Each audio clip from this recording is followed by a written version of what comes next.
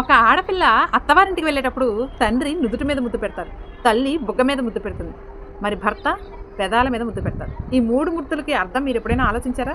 తండ్రి నుదుటి మీద ఎందుకు ముద్దు పెడతాడంటే, అమ్మా నేనెప్పుడైనా మీ అత్తగారింటికొచ్చినప్పుడు నేను తల ఎత్తుకునేలా బ్రతకాలమ్మా నువ్వక్కడ. ఏం పెంచావయ్యా మీ అమ్మాయిని? ఎంత సంస్కారంగా పెంచావయ్యా అని తల ఎత్తుకునేలా బ్రతకాలమ్మా.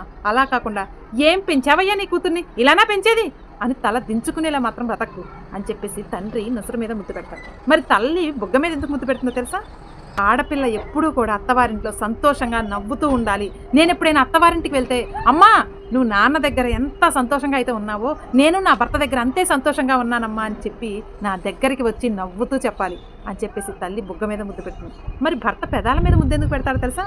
మన ఇంట్లో ఎన్నో లోటుపాట్లు ఉండొచ్చు. నా తల్లి నిన్ను అర్థం చేసుకోలేకపోవచ్చు, నా తండ్రి నిన్ను అర్థం చేసుకోవచ్చు, నా తోబూట్లు నీతో సరిగా ఉండకపోవచ్చు, కడుపు నిండా అన్నం పెట్టినటువంటి రోజులు ఉండొచ్చు, ఆకలి దప్పికతో మంచినీళ్లు తాగి పండుకోవాల్సిన పరిస్థితులు రావచ్చు, భార్యాభర్తల మధ్య ఎన్నో గొడవలు రావచ్చు. మన ఇంటి గుట్టు పొరపాటును కూడా నీ పెదవుల ద్వారం ద్వారా బయటికి రాకూడదు అని చెప్పే మంచి ఉద్దేశంతో భర్త పెదాల మీద ముద్దు పెడతాడు. కాబట్టి ఈ 3 ముద్దులకి కనుక ఏ కుటుంబం అయితే కట్టబడి ఉంటుందో, ఏ భార్యాభర్తలు అయితే కట్టబడి ఉంటారో ఆ ఇల్లు స్వర్గసీమేనండి. ప్రతిరోజు కొత్త సంవత్సరమేనండి, ప్రతిరోజు సంక్రాంతేనండి వాళ్ళ ఇంట్లో. ఈ 3 ముద్దులు వెనుక ఉన్నటువంటి నిర్వచనం మీకు ఎలా అనిపించిందో నా కామెంట్ సెక్షన్లో తెలియజేయండి.